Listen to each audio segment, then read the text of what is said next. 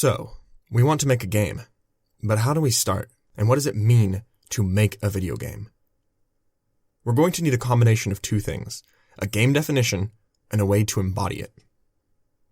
A game definition is a statement or a set of requirements that, if fulfilled, then the game is considered complete. An embodiment is a way to fulfill the requirements, and depending on what the requirements state, it could be taken in multiple forms, maybe pen and paper or digital. Requirements can be simple or complex, and usually the complex ones can be broken down into smaller requirements.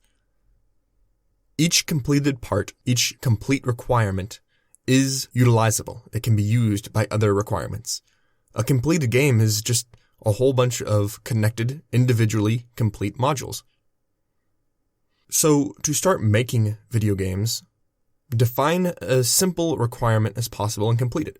Practice with that, completing modules and connecting them, and that will allow for a more complex game.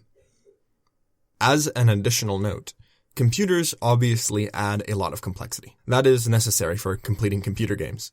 Some of these aspects will need attention and understanding, but a lot can be given a blind eye, most of the time.